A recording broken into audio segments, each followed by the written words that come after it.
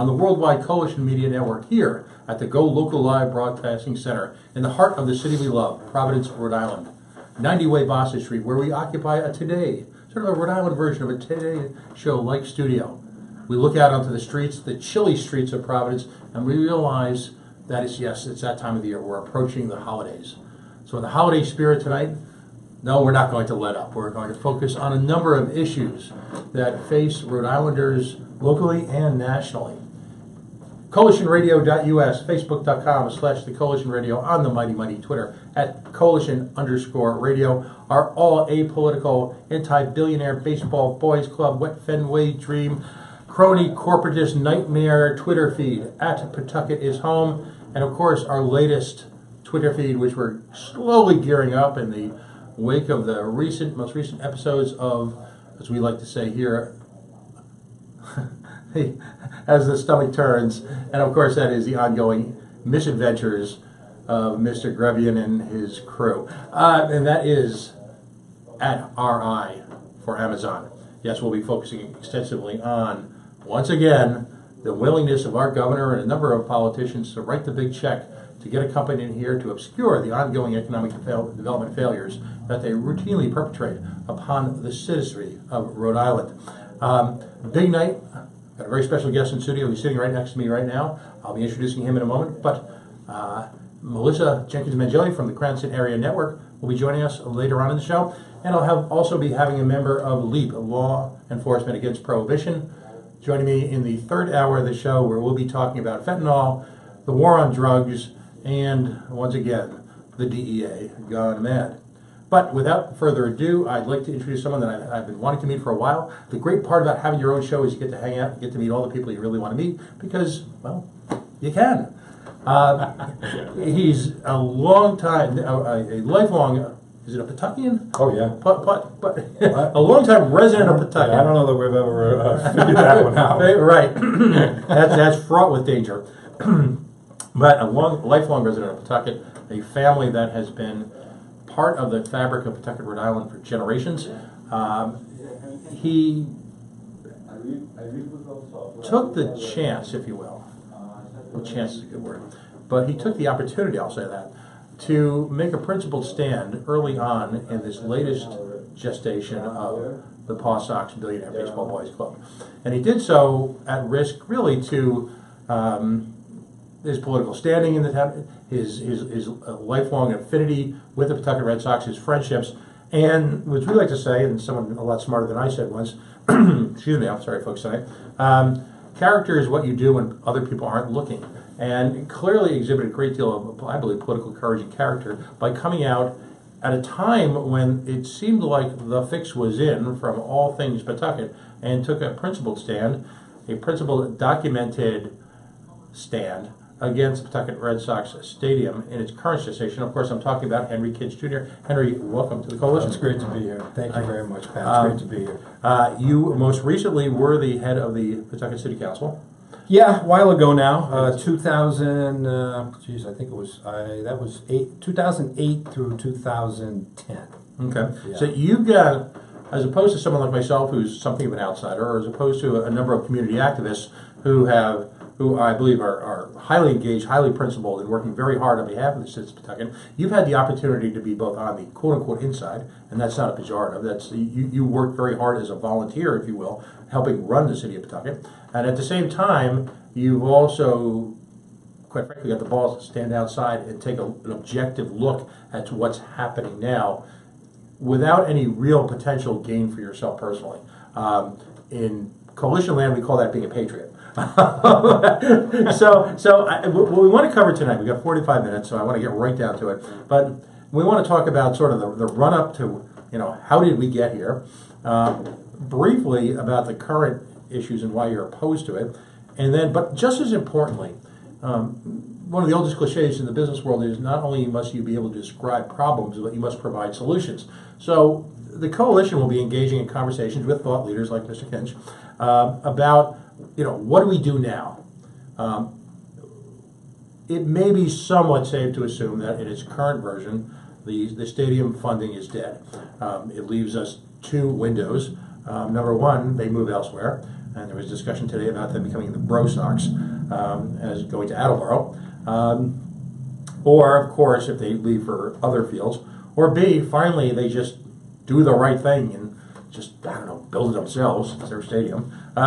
Those options still exist, but at least in its current form, it would appear that opponents to Paw Sox, 0.0. I'd like to say that for a while. So let's start from the beginning. Talk to us about your background, your family's history in Pawtucket, and your own engagement. Well, years ago. Yeah, I mean we've been I'm born and bred in Pawtucket. My family's has deep roots there, and it's not just that we have roots living there. We've been active, political and otherwise. Volunteerism is something that is a thread throughout my family, and we do a lot of it. I still do a lot of it. Mm-hmm. So my dad, I can remember the first campaign that I was opened up to. I was 9 years old. Mm-hmm. My father ran for the city council and being an incumbent. Spent a number of years on the city council, and I, amongst other things, my job back then, we were living in a 3-floor tenement across the street from Memorial Hospital, where my mom worked at night after my dad came home. There were 6 siblings, 6 offsprings, and the 2 of my parents, so 8 of us on the 3rd floor. And so when my father worked, and my mother would work at night, and I did a lot of babysitting for my younger siblings. But so anyway, one of the jobs my dad had was I was a city council person, and my job was to shine his shoes, so that when he went to the meeting, that he would, his shoes would be shined. So he eventually went on to become the city council president and become the mayor. And I used to hang around a lot at the meetings, and I just couldn't get enough of learning all I could about government and how it works, and more importantly, how that an elected official can't always depend on the government structure to get things done for the constituents. I mean, I was with my dad when we went over and put a stop sign up ourselves because the city either said they were too busy to do it, or they didn't have one, or all this other. I was with him when we, cemented curbs that were deteriorated or broken down. So that's how I learned it, and that's what I think I did when I was a member of the city council, and subsequently I became the president of the city council. And then in 2010 I ran for mayor and did not win, but that hasn't stopped my passion for the city. And more importantly, I've always believed, as I was brought up to believe, and when you see positive things or negative things, it's an obligation, I think, and to speak out. You just don't speak out because you want to be elected to something, and you don't just speak out because it's positive, or if you see it, and there are some issues that ring with people. So there are some issues that go by, and okay, that's somebody else's passion, and let them speak up on it. So I was disappointed in 2015 when they decided to sell the team, and I was hoping that if the team would to be sold by Madeline Mondor, that she would have been able to strike a deal with Mike Tamburo and Lou Schwackheimer. I think they were interested. That did not happen. Right. That all happened down in Florida, and I know that Mike and Lou were surprised to find out the way they found out, but that's it. So in any event, it was sold, and not only was it sold, but it sold, and we're moving to Providence. Right. So, okay. But here was one of the reasons why I did not speak out during 2015. And I don't have them with me, but I have a number of quotes. Now, again, the deal was different, but a number of quotes from Jack Skeffington, who I knew for a long time. We're going to fund the stadium ourselves, up to $70 million. And at some point, if you need me to get you those quotes, I'll get them. We're going to fund it, we're going to subsidize it, we're going to pay for it. Okay, I mean, it's unfortunate, but Pawtucket will survive, much like Warwick survived when Rocky Point left and closed. So I was disappointed to see them go, but it is a business decision, as our current mayor said over and over, it's a business decision. They're a private business, and they're making their decision, and they've made it. Okay, so Pawtucket's out of the loop. But they were gonna pay for it. Okay. Now, the only reason they're not in Providence right now is basically two reasons. One, they couldn't get the Brown University money. I mean, strike that, couldn't get the Brown University land. Right.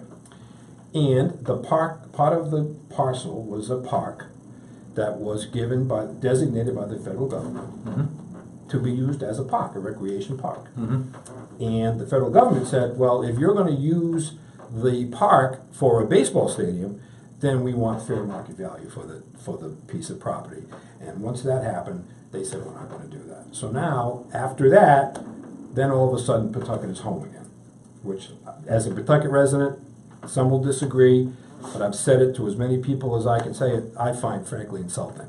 Right. You know, that Pawtucket's our home when we don't have another home to go to. Right. You know, they thank us for all their help in Pawtucket all the years, but we're going to Providence. And then they come back because that deal doesn't work. Now Pawtucket is home again. I find that to be insulting. And frankly, I found the whole entire public relations campaign not only lacking, but insulting. And I'll use, my word is manipulative, because quite frankly, I'm a lifelong baseball Well, I'll fan. tell you, I've used the word extortion. Okay. I mean, I know it's a strong word, but either give us what we want or we're leaving. That's Right. kind of what, you know, and I've had people stop me on the street and say, you know, you're selling fear in opposing this deal. And I would say, I'm selling fear? Right. What about if we don't get what we want, we're leaving? Right. What would you call that?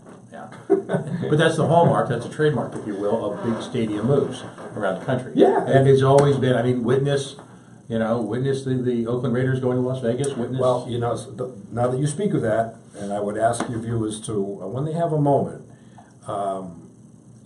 Google, Yahoo, Bing, whatever you choose to do, and Google the Petco Park building of the stadium down there in San Diego, where Mr. Lucchino, Mr. Steinberg, Lucchino was an owner. I don't know what Steinberg's position was, but he's a PR guy basically. So that's, and go down and read some information on that.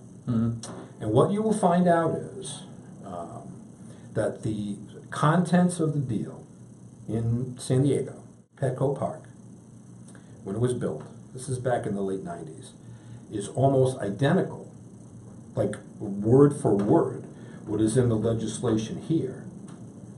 And it was pledged to be revenue neutral, as, by the way, you don't hear much of that word anymore in the Right. last several months. It was pledged to be revenue neutral, and of course, what ended up happening? Well, it's not.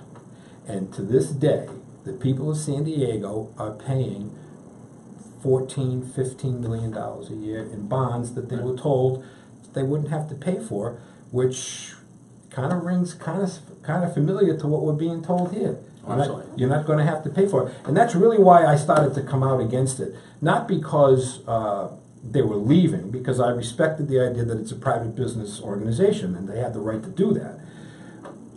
My complaint with it all along has been, A, there isn't enough money in the bill to cover what has to be done, and B, the people of Pawtucket are on the hook for way too much infrastructure and land costs, and there's only in the bill allotted $10 million to do it, because the first $5 million, people will tell you, well, Pawtucket's 15. No, it's not 15.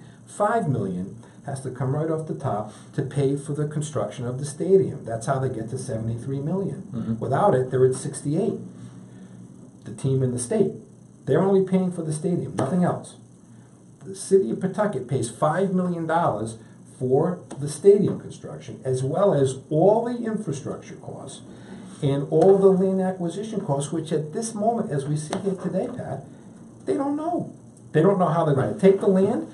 I'm sure they're in negotiations, but they can't take it by eminent domain, as you know, because they have to fix another bill in order to do that. Right. There's so many levels of levels. economic violence here that they have to engage in. But the idea is, let's forget about all that stuff and just pass it. Well, those days are over. Yeah.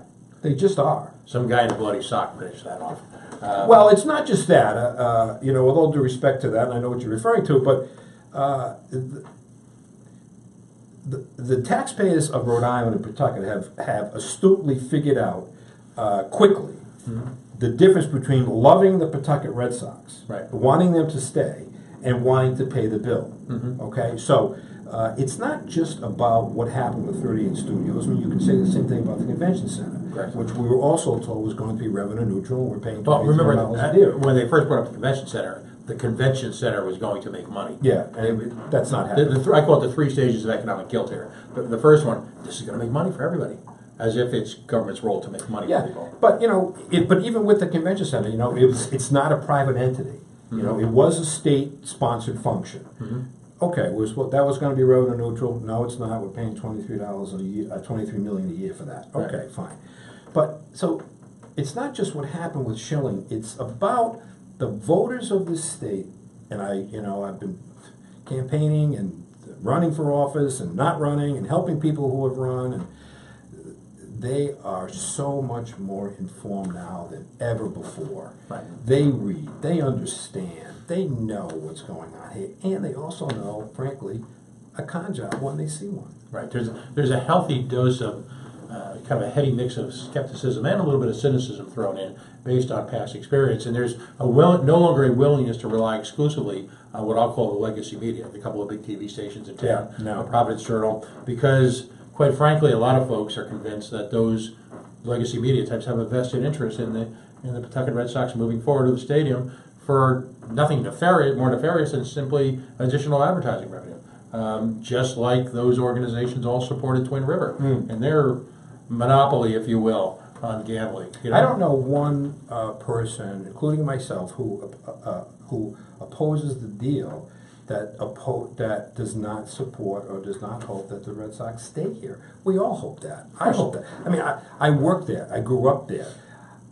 When I testified at 2 of the hearings, and in one of the hearings, I spoke to the projections that were being made by these consultants that are all being brought in, and one of them says, well, we project that and this is what we're basing our numbers on, we project that there'll be 8,100 fans per game. That'll be the average. Where this is going, That'll yeah. be the average. Yeah. And I said, so I was, I listened, and my oldest son and I, who was at URI.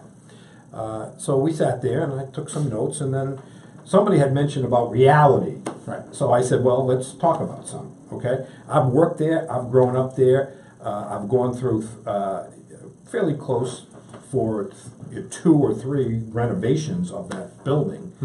And I said, I'm going to tell you, the pattern never changes. They've got a 10,000 seat thing down there now. McCoy is 10,000 seats. So this is not a matter of expanding the base or expanding the amount of people that can get into the building. I said, the pattern never changes. April, May, and June, when it's 35, 40 degrees, at night, kids are in school, I said, and maybe it's a bit flip, but I'm sorry, but I said to them, Senators, you can dig up Sinatra and bring Elvis with him, and you're not going to get 8,100 people per seat, and if you per game. And if that's the case, which I believe it is, then your projections are all off. Well, remember, this was the same firm, speaking of URI, that made the kind of crazy projections. This was reported by GoLocal Prov, made those projections about the Ryan Center. And, their projections were off in the wrong direction in excess of 30%, to the tune of over 1 million attendees.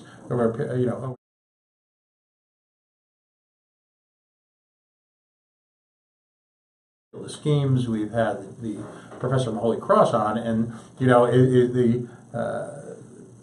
Professor Matheson, I think it was, referred to the true Inflategate. Wasn't Tom Brady's football, but it's this willingness by these consultants to work from the solution back into essentially what the projections to make it fit, financially. Yeah, to make it fit, and I just don't see that, and so I said that to them, and I also said, we get back to what a Pawtucket person is called, but I did speak a little Pawtucketese at the hearing, and one of the other issues that I had with this deal, and it's a major disagreement I have with the current mayor there, he insists everywhere that you turn, and to me directly several times, that there'll be no need, zero need for any infrastructure improvements at all.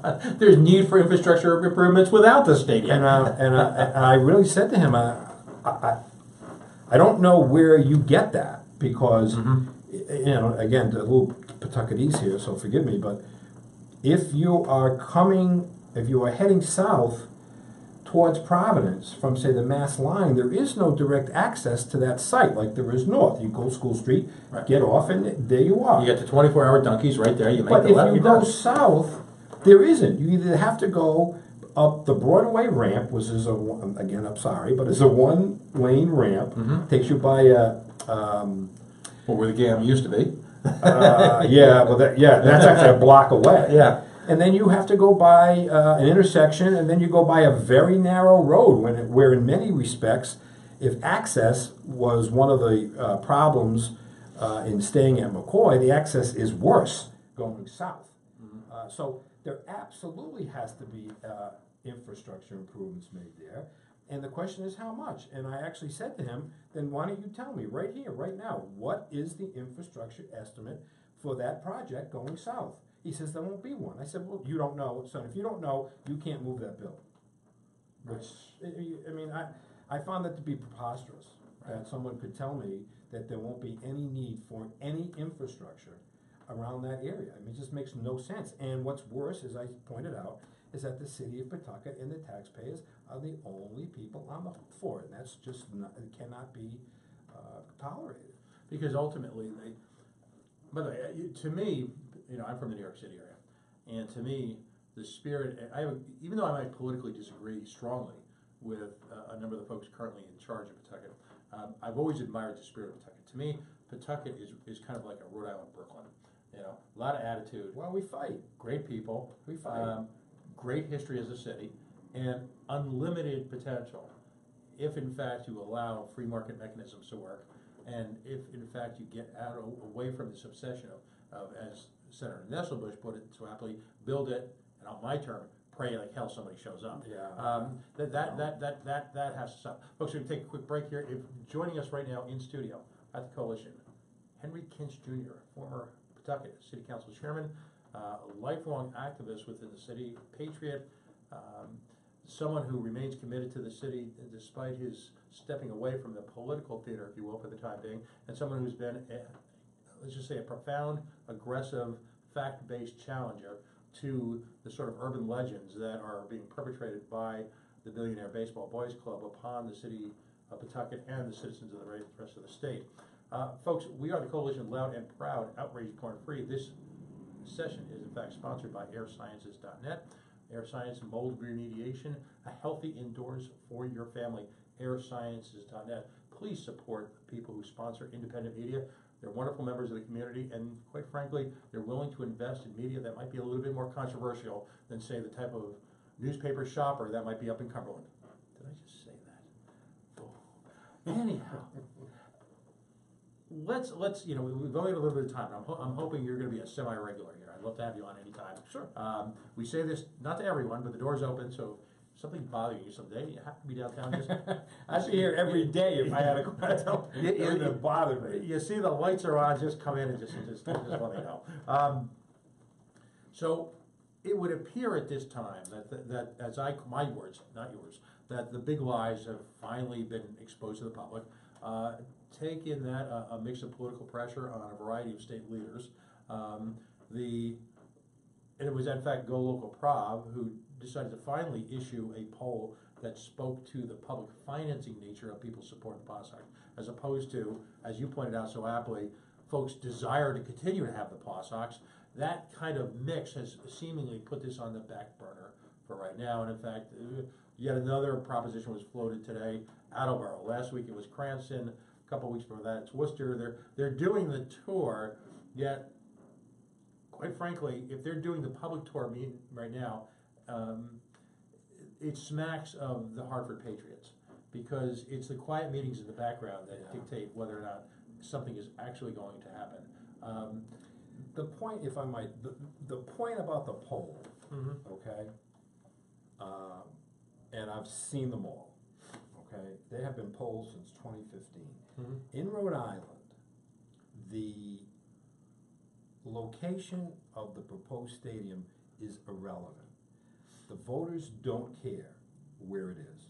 They just don't want to pay for it. It's that simple.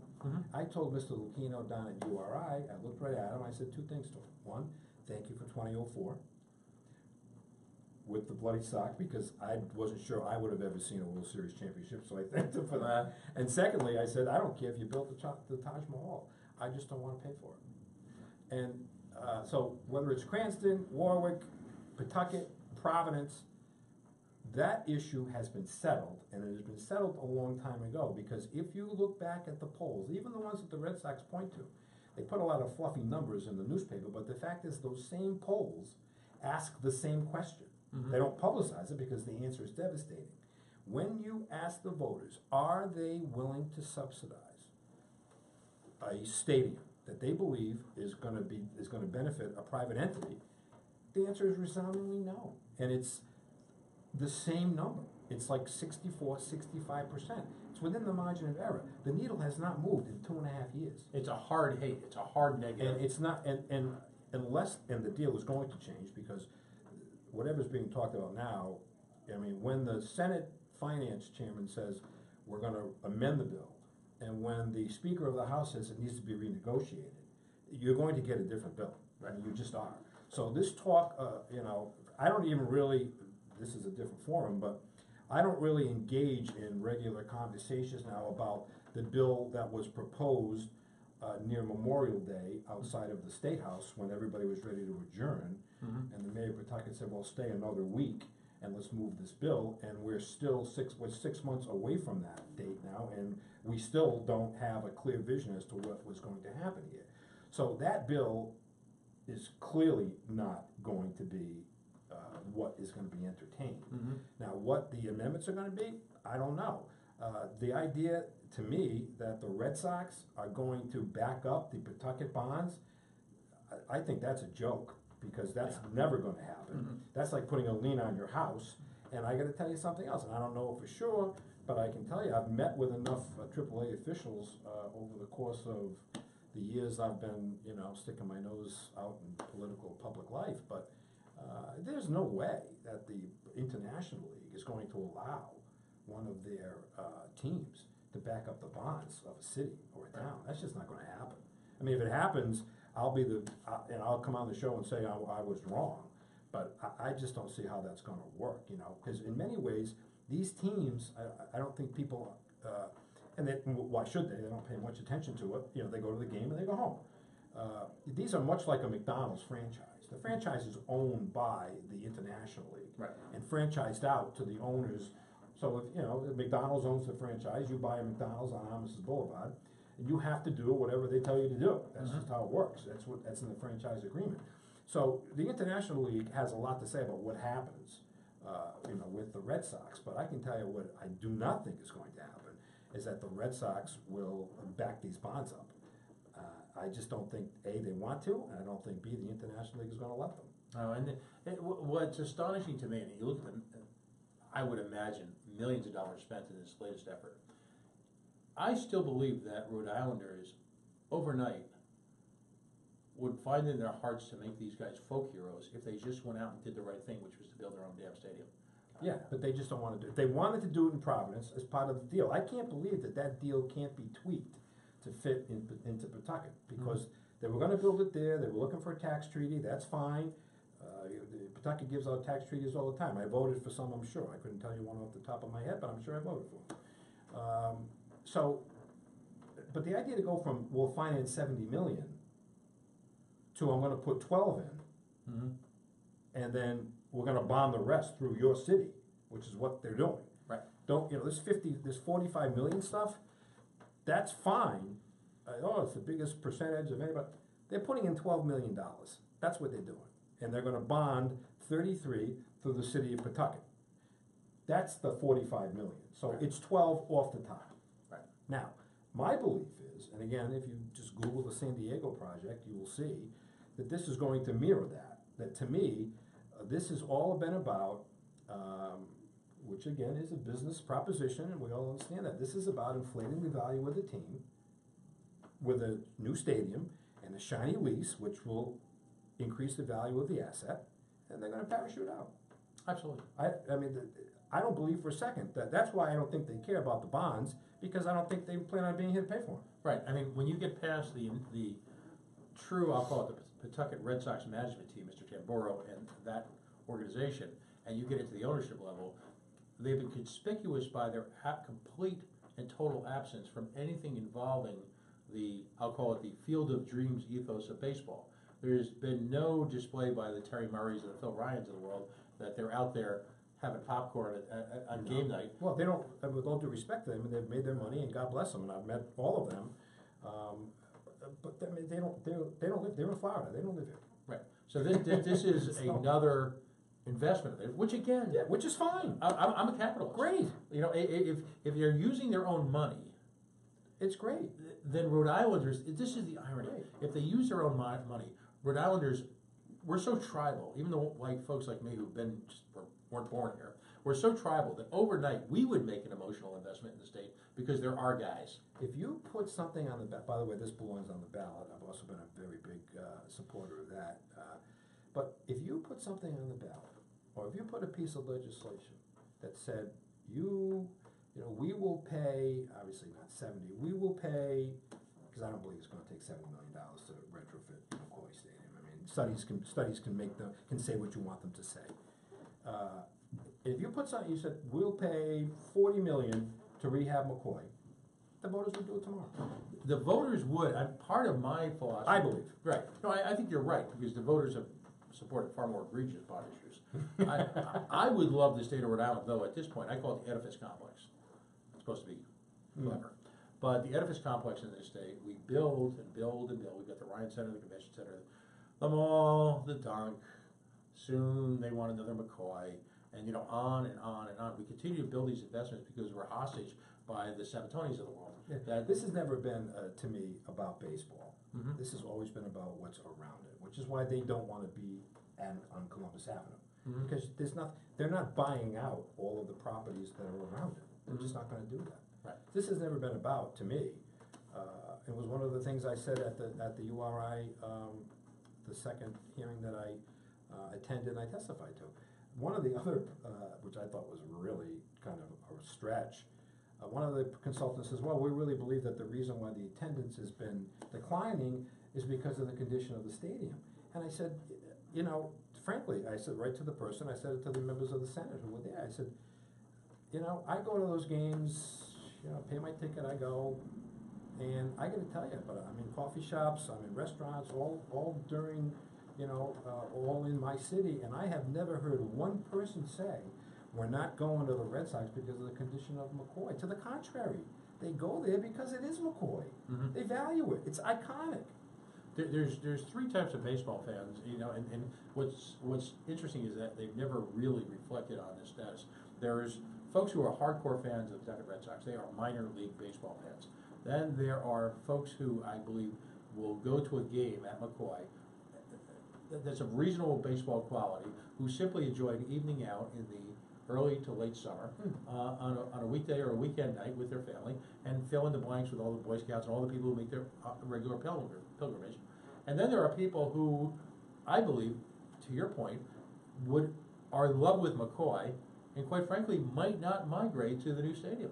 I mean, and the challenge here is that we've never, as is the case in so many of these government investments, we've never really assessed publicly, I'm sure privately, but we've never really assessed publicly what the impact of those three distinct audiences are, despite the fact that we're engaging in a conversation about committing tens of millions of dollars of public funds to support that.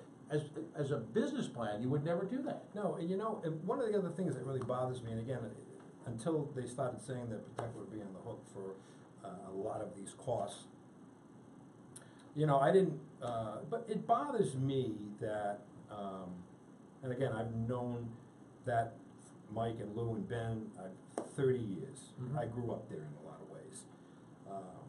But the Pawtucket Red Sox, and maybe if I'm mistaken, so let me know if I am, but the Pawtucket Red Sox have not once asked the people of Rhode Island for the money. Not once. It's always like, well, we're doing you a favor by creating this this wonderland downtown, which they never tell you it will escalate the value of that team. I mean, you know, they paid what 23, 24 million for the team, something like that. Right. You know, I think this is, you know, if you go back and you look at the San Diego stuff, it'll tell you what's going to happen here. Now, the other thing I want to mention is quickly, and it goes back to my mention of the asking for the money. I think the other thing is, and it's not just with the Red Sox, but the voters of this state and of Rhode Island, they want one thing from their government. That's all. Tell them the truth. Tell them the truth. Now, we have a similar situation, as I'm sure that you're aware of, in Pawtucket right now, where the current mayor of our city is trying to shove a transfer station down the throat of the residents of Fairlawn. Now, here's what bothers me about that. Not to first, I'm totally opposed to that. That is just ridiculous that we're going to do that. But here's what bothers me about that. The mayor says that if we don't do this, okay, and for your viewers, he wants to put the transfer station just over the bridge across from Cello's on Silver Spring Street, which apoplectic, I understand. Yesterday, the mayor of Providence and the city council came out and opposed it. And the local councilman there, as is the local community. People who run Cello's, multi-generational, wonderful local business. In the type of retail food. And I know the family. He's like, take my business now if you're going to put it. So here's the point about telling the truth, though. So it's going to cost us $500,000 in revenues, which is, you know. But in the newspaper last week, pay for the PAWS around $1 million, and if you believe the treasurer's numbers, closer to $1.2 million or $1.3 million. Well, he says, I the logic. Right. How can you raise 1,000 but absorb?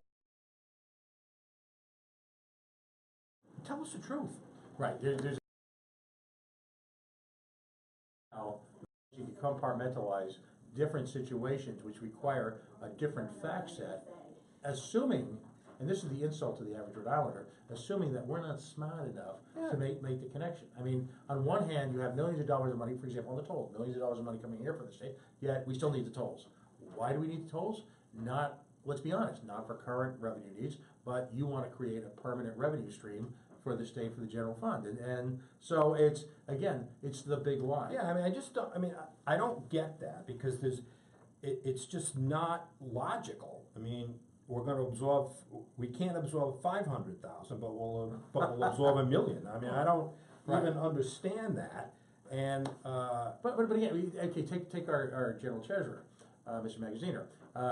Can't afford it.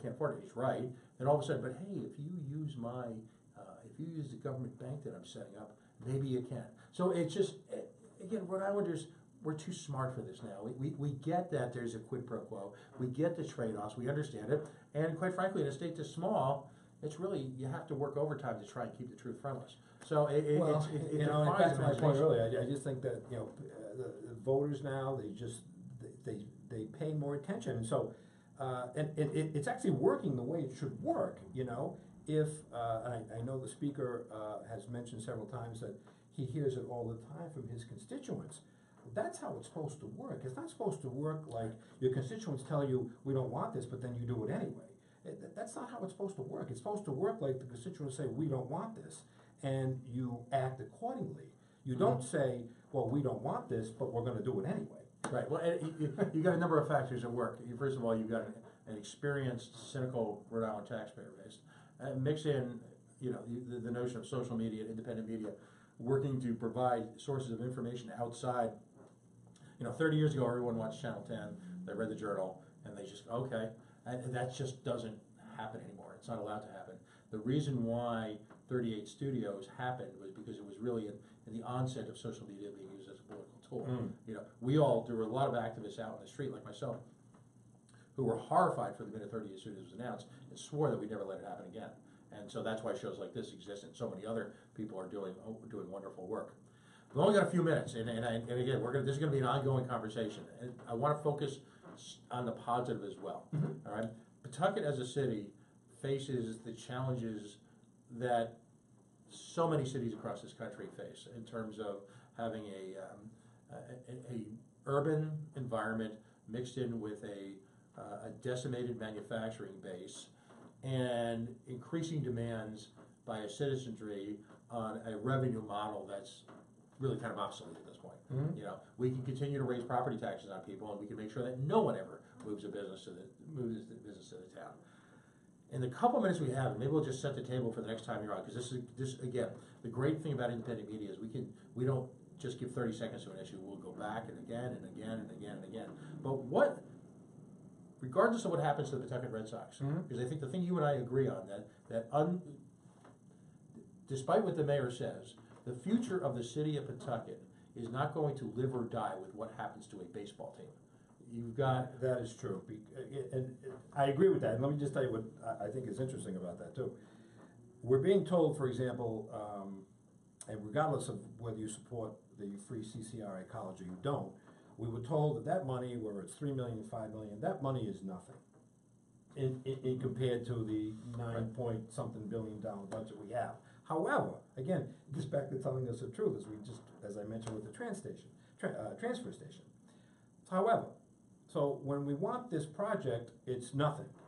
However, the Paw Sox bring in $2.5 million. Oh my God! If we leave them, it's a catastrophe. Right. So in other words, couldn't you make the analogy that if $3 million or $5 million is considered nothing, that $2.5 million is less than nothing? Right, and I'll pick two examples of recent defections. The $2.5 million is not the difference between them leaving and them staying. Right. Well, and you look at two, I think, one's necessary, one was a bright spot in Pawtucket. The GAM Theater. Yeah, that's really tragic. Right, they're not going out of business. They're moving to Warwick. Yeah, and that's a structural issue there. I've been to the GAM many times. It's small. Its base was expanding. I don't know what conversations the mayor might have had with them, but that is because to me that was always the nucleus of the arts district. Well, and this is my frustration. We're sitting here in Down City, Providence, here at the GoLocal Live Broadcast Center, and regardless of how you feel about one Vincent A. Buddy Cienci, and I like Buddy. I knew him a little bit. I liked him. Yeah. One of the things he realized early on, and maybe it wasn't his eureka moment, maybe somebody smart told him, but one thing about Buddy was he realized, or his administration realized early on, that the future of American cities, like Providence, like Pawtucket, are in entertainment. They need to be downtown hubs of entertainment. They need to become lifestyle centers. And in realizing that, that's why we have a PPAC, and that's why Trinity's still here, and that's why we capitalized on the Brown University RISD connection. That's why restaurants were encouraged to be downtown. So you have a real energy here. I sit here on some Friday nights, I'm astonished at just the sheer mix of people going back and forth. You look at Pawtucket, and you look at the GAM, and you look at it struck me that there were two types of organic growth taking place in Pawtucket. Number one is the breweries. Number two was the arts district. The city of Pawtucket has spent years coming up with, I think, was a wonderful arts festival and the GAM clearly was one of the linchpins, not the only, but one of the linchpins of that. No question. I mean, high quality theater, accessible to a variety of community functions. Actually, they personified what the Paw Sox are trying to do in our dime for profit. So you lose that, and there's none of the Sturm und Drang that you have with this Pawtucket. Yet I've got to believe that the GAM Theater provided a whole hell of a lot of value to downtown Pawtucket in terms of the people they brought downtown, and for a whole hell of a lot less money. Yeah, I mean, that's a really tragic loss.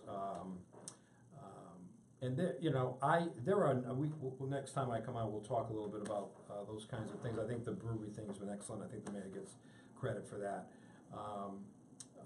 But there are things, I still think now, 40 years later, by the way, I want to mention one thing. The Renaissance in Providence, little buddy took a lot of credit for it. I'll tell you who else gets some credit. Joe Garrahy, Bruce Sunland, Joey Paolino. They all worked together to get that done. Buddy took a lot of credit, and which is fine, but he didn't do it alone. But there are a number of things. Great leaders usually don't. Exactly. Right. And I worked for Sunland, and I got to know Joe very well. Joe Paolino was almost somebody who became mayor too young. He was like 30. Yeah. And he's such an impressive guy, and I've known him a long time. And I get that. We've had our ups and downs with Joe on this show. Yeah, well, I tell you, largely because of the casino issue. But I just find him to be. He thinks forward, and, but in any event, so there are things that can happen there. My vision had been, because it's never going, there are still people that think, well, these downtowns have to be these megas of retail. That is never going to happen anymore. It's just not. And so when people say, well, what are we going to do with downtown? My vision was almost like a Sturbridge Village kind of thing, or the village that's near the aquarium down in Mystic, that would play off of Slater Mill, which I think has value. It's undervalued now because it's not publicized enough, so people don't want to go there. They don't even know what's there. There's Slater Mill, yeah, I've heard of it. They don't know what's there. And I really think we could have played off that. And what I really wanted to do was because I'm not a big believer in if you build it, they will come, but I am a big believer in if you have water, people will at least show up. Right. I want to divert the traffic that goes down through the middle of what used to be the mall there and put some water there. Maybe up as far as the Northern Plaza, I know it's Pawtucketese, I'm sorry, and the China Inn, and then put water down the middle there. And maybe use some design standards, because the thing is disjointed. It's one building's marble, one's broken down, and one's a bank, and one's... So, I think you could get some real value there with a minimal amount of costs, and there are federal monies out there that you could use to do that. And that truly would be something that I don't believe would put any extra burden on the Pawtucket taxpayers, because I think you could do it through federal money. So, there are things that we can do, but it's never going to be the downtown mecca retail that it was. It just isn't. Malls put an end to that in the 70s. We have malls all around us now. Emerald Square, Providence Place, the Warwick malls are still busy. And they're, quite frankly, being replaced by the internet. And they're being replaced by the internet. And, we had a Lincoln Mall, and that's, not where it was. So. To me, one of the great ironies of Pawtucket is, whereas governments, in Mr. Grebbion's case, seems hell-bent on trying to design or create artificially a sense of community, it was government's decision largely to open up the brewery business and provide and take away restrictions that created the type of growth in the brewery business that is actually physically bringing people downtown. I told the mayor when I testified at the Tolman High School, which was the local Pawtucket hearing, and I told him in the back of the room after I was done, I said, I admire your fight. I couldn't disagree more with this bill. I think it is flawed. I think it puts an unnecessary burden on the people of Pawtucket that that can't afford it. But I admire your fight. But I don't understand why people who are fighting are upset with people who are fighting in the opposite direction. Right.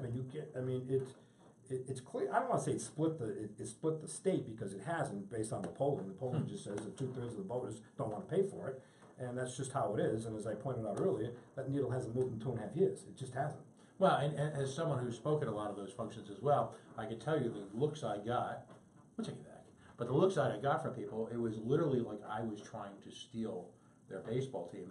And all I'm trying to do, and libertarians are trying to do, as are a number of groups, was introduce, like you, a note of financial reality into it. The notion that we would collateralize at any level part of the city of Pawtucket's ongoing future forward state aid with a private investment is ludicrous. I'll give you an interesting fact. Speaking of polls, if you talk to John Delavolpe, who did the poll for GoLocal, he will tell you, and this will be it was shocking to me, he will tell you that the Blackstone Valley, where you would think most of the support would come from, the Blackstone Valley approval number was lower than the 28% approval number statewide. Which speaks to the lunacy of the Blackstone Valley Chamber of Commerce and the mayors being so in the tank for this. I mean, you talked about, by the way, when you do a show like this, some of the most fun is the conversation you have before the show. we talked about the Cumberland hearings. And, yes. And it was our position that if you introduce this virtual monopoly, this mega entertainment center that they're talking about in Pawtucket, that will siphon away business dollars from other businesses.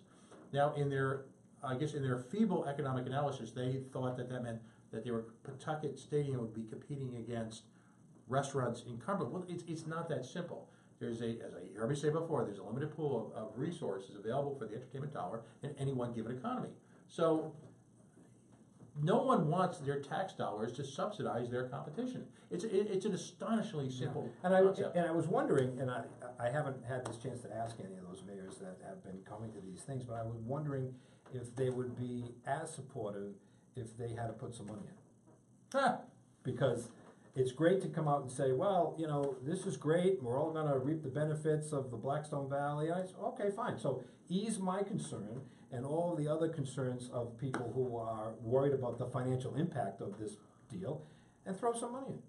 And then you won't have to worry about infrastructure. You won't have to worry about it because you guys will help pay for it. Right, and you'll have some skin in the game. Yeah. And that would go over there's a number of analogies that I can use about something in church. I can almost guarantee that the next press conference that would include those mayors would probably be would be more empty than it would have been before. Right, and we were all treated. If you attended a number of these hearings, we were all treated to the usual parade of Blackstone Valley mayors who came out with the same tired. Yeah, it's the factless. But it's all cliches. see. That's what I mean. It's all it's been a constant PR campaign, which is fine. I think. And by the way, speaking of the PR campaign, that's supposedly being paid by something called Pawtucket 2020. I've been asking for a list of the donors now for a month, and I can't seem to get it. So I don't know. I'll certainly keep you abreast of that. But if you look at the TV or the radio disclaimers. It's paid for by Pawtucket 2020. Well, nobody knows what that is. Right. And I have to tell you this, and I've had this conversation with another member of the media in Rhode Island, and I think this person is absolutely correct. If you are running TV and radio ads for a piece of legislation, then why aren't you filling out lobbyist forms? I don't get that. And yet at the same time, the irony is in the first go around, folks like David Norton were challenged to fill out lobbyist forms, despite the fact that they were clearly individuals. So I'm trying to find out. I'm trying to find out who the donors are to Pawtucket 2020. I mean, is it labor funded? If it is, that's fine. Is it the Red Sox doing it and not telling us? That's fine. Is it? I mean, who is it? In the spirit of the most overused word in the year 2017, transparency. Yeah, but that's fine. But people who use that word don't practice it a lot. Wow. And this is what I'm saying. And so I've written emails to people, and to the chairman of the 2020 commission, Councilor Sandra Cano. I've emailed her. I got back. I'll be back to you. And then I haven't heard back from her. I sent her another email the other day. I'm out of town. And that's fine. But you know what? I think we deserve to find out who let's get together on that. That sounds like an interesting exercise, because clearly someone like myself would want to then cross-reference political campaign contributions to people like Billy Conley and all that, to see if in fact there is significant overlap. And by the way, I said this when I was on, speaking of Senator Conley, he deserves some credit for having these hearings the way he had them. Oh, yeah. He didn't have to take these all over the state and do that. Mm-hmm. And I give him credit too, to the extent that look, he's heard these concerns, and they're going to try to rework a new bill. I don't know what the bill's going to be. Maybe it'll be, yeah, they are going to fund it themselves. And if they do, great. I don't think that's what the bill's going to say.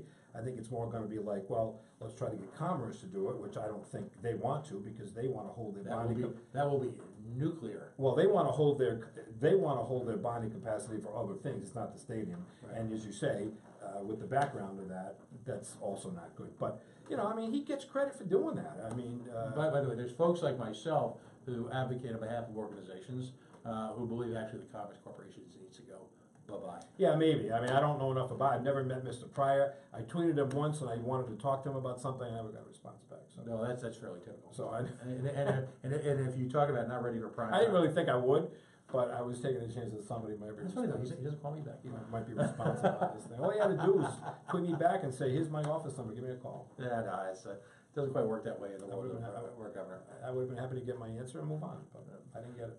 It's funny how that works. Well, again, you stayed way over time. I'm glad to do it. It was fun. I am headed down to a friend of mine's in town performing tonight, so super. I'm taking my son down to South County to see my friend Danny Seraphin. Danny used to be the drummer. Was the original drummer for the band Chicago. Danny's down. So if you're in South County, you can get there by 8 o'clock. I huge Chicago fan. Oh, well, Danny's yeah. No, I mean, where's he playing? He's at the Courthouse Center for the Arts, right down near URI. He's sitting in with a tribute band down there. And Danny and I talked earlier this week, and he said, come on down the show. So my son, who's with me tonight in the back, fancies himself as a little bit of a drummer, so we're going to go down and see a real drummer tonight. That's outstanding. Can you mention that you just spent an hour with this guy who is, I mean, recovering trombone player. So if you're a trombone player, and if you're our age, well, Chicago is... I've had a chance to meet them several times, and they're all good guys. But I got to know Danny a little bit, Bill Champlin as well. So, we're going to go down and hang out with him a little bit and have some fun and let my son see the previous generation of music. Outstanding. Listen, Henry Kinch Jr. Thank you so much. It was great to be with you. Political activist, patriot, concerned citizen, family member with a lifetime investment in the city of Pawtucket, who simply... Whether you're a private citizen or an elected official, you're simply not going to go away, are you? Well, no. I mean, I'm in Pawtucket. So, I mean, I want Pawtucket to be as successful as it can, but you can't just keep putting a burden on the taxpayers. You just can't do it. Absolutely. Well, again, congratulations on your efforts, and this is going to start, I think, of a wonderful conversation. Well, I hope so. All right. Thanks very much. Folks, we're going to take a very quick break right now. We have Melissa Jenkins-Mangili. She is of the Cranston Action Network, returning to the Coalition. She'll be joining us in literally just a minute or two. But we are, in fact, tonight, the Coalition on the Worldwide Coalition Media Network, broadcasting live at the GoLocal Live Broadcasting Center here in the heart of the city we love, Providence, Rhode Island. The Naked City, the city of 1,000 stories. We're telling a few more tonight. CoalitionRadio.us, Facebook.com/The Coalition Radio, on the Mighty Twitter at Coalition_radio. And it's still there, folks. The apolitical, all billionaire baseball boys club, crony corporatist nightmare, wet Fenway dream Twitter feed at Pawtucket is home, where you can follow the continuing travails of the rapid declining fortunes of the boys, if you will, the boys in the band, as they attempt desperately cling to their last, sorry, Mr. Aquino, if you ever hear this, I gotta say, 2-0 scoreboard. Folks,